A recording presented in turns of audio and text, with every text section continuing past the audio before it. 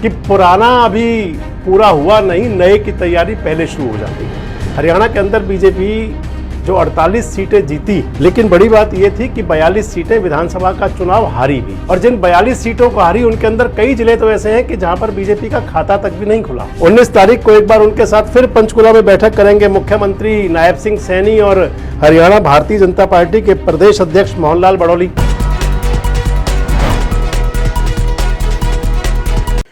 दोस्तों नमस्कार, मैं संजय मग्गू और मौजूद हैं देश रोजाना के डिजिटल मीडिया मंच पर। हरियाणा के अंदर विधानसभा का चुनाव हुए 10 महीने हो चुके हैं, यानी कि 10 महीने पहले हरियाणा के अंदर भारतीय जनता पार्टी की तीसरी बार सरकार बनी और नायब सिंह सैनी मुख्यमंत्री बने और तीसरी बार की सरकार को प्रचंड बहुमत मिला और आज तक का बीजेपी का रिकॉर्ड टूट गया। यानी कि 90 में से 48 विधायक भारतीय जनता पार्टी को मिले। इस चुनाव पर राहुल गांधी जरूर उंगली उठा चुके हैं। राहुल गांधी कह चुके हैं कि हरियाणा के अंदर 22,000 वोटों की वजह से हम 8 सीटें हार गए और हरियाणा सरकार कांग्रेस की नहीं बन पाई। जवाब उसका भारतीय जनता पार्टी ने भी दिया था। लेकिन जिस विषय पर आपसे मैं बात करने जा रहा हूं वो ये है कि एक बड़ी पुरानी कहावत है कि पुराना अभी पूरा हुआ नहीं, नए की तैयारी पहले शुरू हो जाती है। वो इसलिए कि अभी हरियाणा के अंदर, क्योंकि मैंने आपको बताया कि 10 महीने हुए हैं, विधानसभा का चुनाव हुए और हरियाणा के अंदर तीसरी बार सरकार बने।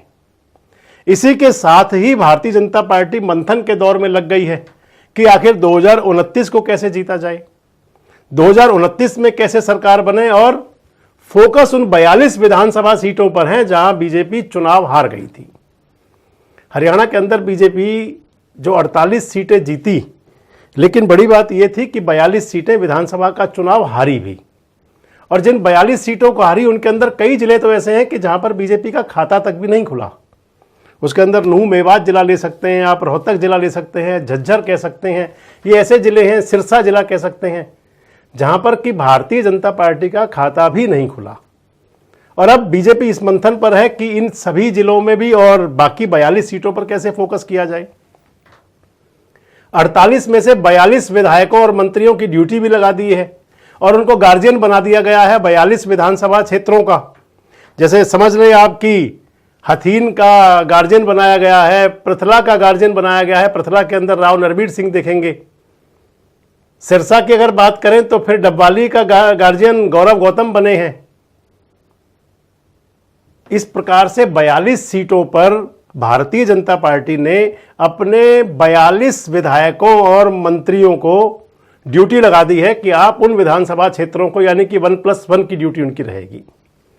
6 लोग ऐसे हैं जिनके पास कोई ड्यूटी नहीं है। उनमें नायब सिंह सैनी भी हैं, सूबे के मुख्यमंत्री हैं, उनके अंदर हरविंदर कल्याण भी हैं, विधानसभा के अध्यक्ष भी हैं, उनमें अनिल विज भी हैं। हालांकि अनिल विज तो तंज कस चुके हैं, कह भी चुके हैं कि पूरे हरियाणा का नेता हूं, पूरे हरियाणा की बात करूंगा। अनिल विज को ड्यूटी किसी विधानसभा की नहीं मिली। अब इन 42 जो विधानसभा क्षेत्र हैं जिनके लिए 42 विधायकों और मंत्रियों को ड्यूटियां दी गई, उनके साथ बैठकों के दौर भी जारी हैं। 19 तारीख को एक बार उनके साथ फिर पंचकुला में बैठक करेंगे मुख्यमंत्री नायब सिंह सैनी और हरियाणा भारतीय जनता पार्टी के प्रदेश अध्यक्ष मोहन लाल बड़ौली। और उस बैठक के अंदर एक बार फिर तय किया जाएगा कि 42 विधानसभाओं को आखिर हारे क्यों। क्या 90 की 90 विधानसभा सीटें भारतीय जनता पार्टी जीत सकती थी? क्या कुछ ऐसा भी हुआ करता है कि किसी प्रदेश के अंदर आप भले ही आप पूरे देश के विधानसभा चुनाव परिणामों पर कभी नजर अगर दौड़ा लें तो पूरे देश के अंदर एक रिकॉर्ड कायम हुआ दिल्ली का, और वो रिकॉर्ड कायम हुआ 2015 के विधानसभा चुनाव में, जिस विधानसभा चुनाव में अरविंद केजरीवाल की आम आदमी पार्टी को 70 में से 67 विधायक मिल गए, 67। इसके अलावा कहीं तो पूरे हरियाणा में या पूरे देश में कहीं आपको ऐसा कोई उदाहरण नहीं मिलेगा जिसके अंदर इतनी बड़ी संख्या में इस प्रकार का प्रचंड बहुमत मिला हो। लेकिन बीजेपी का फोकस है कि उन 42 सीटों पर क्यों हारे। बीजेपी फोकस कर रही है कि उन 42 सीटों पर कैसे जीत सकते थे। तो ये वैसे तो सियासत है और राजनीति का एक रंग है, राजनीति का एक प्रारूप है कि लोग ये सोचा करते हैं कि जो मिल गया वो काफी नहीं है, जो नहीं मिला उस पर नजर पहले रखी जाए।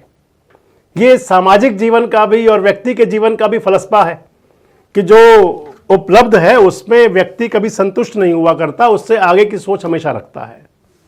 अब भारतीय जनता पार्टी की भी सोच यही चल रही है कि किस प्रकार से उन 42 विधानसभा क्षेत्रों पर फोकस किया जाए। लेकिन इसके बाद यह बात आ जाएगी कि क्या 48 विधानसभा क्षेत्रों के लोग 10 महीने के कार्यकाल से संतुष्ट हैं? जो 10 महीने की स्थिति रही है, 10 महीने का जो शासन चला है नायब सिंह सैनी सरकार पार्ट 2 और बीजेपी पार्ट 3 का भी हैट्रिक सरकार का, अगर आप देखें तो आजकल बरसात का मौसम है और इस बरसात के मौसम में क्या गुरुग्राम, क्या फरीदाबाद, क्या पलवल, क्या हिसार, क्या सिरसा, क्या फतेहाबाद, क्या रोहतक और इवन क्या मुख्यमंत्री का गृह क्षेत्र कुरुक्षेत्र, ऐसी कोई जगह नहीं रही कि जहां पर समस्याओं ने परेशान ना किया हो। हालांकि इसके लिए मुख्यमंत्री नायब सिंह सैनी हो या सरकार के लोग तमाम जवाब दे देते हैं कि अगर बारिश आएगी तो पानी भरेगा। जनाब पानी तो भरेगा, लेकिन उस पानी के भरने से मैंने कई वीडियो आपके साथ शेयर की है। मुख्यमंत्री जी जवाब दे रहे थे कि बारिश आते हुए लोग वीडियो बनाते हैं। मैं अभी कल ही नेशनल हाईवे से गुजर रहा था तो राष्ट्रीय राजमार्ग की स्थिति ये थी कि वहां पर 3 से 4 फीट पानी जमा हुआ था बारिश बंद होने के 16 घंटे बाद भी। बारिश की वजह से देर रात तक जाम लगा हुआ था। तो महत्वपूर्ण बात यह आएगी कि क्या उन 48 विधानसभा क्षेत्रों पर, आप 42 को छोड़ दीजिए, आप सबका साथ सबका विकास को थोड़ी देर के लिए एक साइड कर दीजिए, लेकिन क्या उन 48 क्षेत्रों में वो तमाम सुविधाएं, तमाम व्यवस्थाएं मुकम्मल कर ली गई कि जहां की जनता ने भारतीय जनता पार्टी पर भरोसा जताया, जहां की जनता ने सोचा कि यहां तो हमारे लिए सब कुछ ठीक हो जाएगा। लेकिन वहां की स्थिति क्या है ये बताने की कोई जरूरत नहीं है। अव्यवस्थाएं और समस्याएं हर समय मुंह आए खड़ी हैं। लेकिन सरकार के लिए क्या ये महत्वपूर्ण है कि लगभग 3.25 साल पहले ये तैयारी करनी शुरू कर दी जाए कि अब जो 42 सीटें हारी थी उन पर कैसे काम होगा। अगर देखें तो उन 42 सीटों पर भी भारतीय जनता पार्टी के उन 42 में से 40 पर तो कैंडिडेट थे। एक कैंडिडेट ने अपना नामांकन वापस जरूर ले लिया था, जिस पर खासकर मैं आपसे बात सिरसा की कर रहा हूं कि जहां पर बीजेपी के कैंडिडेट ने नाम वापस लिया और 89 सीटों पर बीजेपी चुनाव लड़ी। तो क्या जो लोग विधानसभा चुनाव में कैंडिडेट थे वो पूरी तरह से नाकाबिल हैं, नाकाफी हैं, या अपने क्षेत्र की समस्या उठाने में वो संकल्पबद्ध नहीं है, या फिर उनके अंदर इस प्रकार का हुनर नहीं है कि अपने क्षेत्र की बात कर सके, जिसके लिए कि पार्टी और सरकार को जरूरत पड़ रही है कि उन विधानसभा क्षेत्रों के लिए अपने प्रतिनिधि नियुक्त कर दिए जाएं। अब यह बात केवल सियासत की है और या फिर वाकई कोई धरातल पर कुछ करने की मंशा। आपको क्या लगता है कि क्या जो 42 विधानसभा क्षेत्रों में भाजपा ने अपने मंत्री और विधायकों को वहां का गार्जियन नियुक्त किया है, क्या वहां की समस्याओं के लिए किया है और या फिर सियासत का अगला पायदान कैसे चला जाएगा उसकी तरफ? कमेंट बॉक्स में जरूर बताएं। जुड़ रहे हैं हमारे साथ, देखते रहे देश रोजाना। हमारे साथ जुड़े रहने के लिए सब्सक्राइब करें देश रोजाना के YouTube चैनल को और नई वीडियो की नोटिफिकेशन पाने के लिए बेल आइकन जरूर दबाएं। अगर आप ये वीडियो Facebook या Instagram पर देख रहे हैं तो पेज को लाइक और फॉलो जरूर करें और ज्यादा से ज्यादा शेयर करें।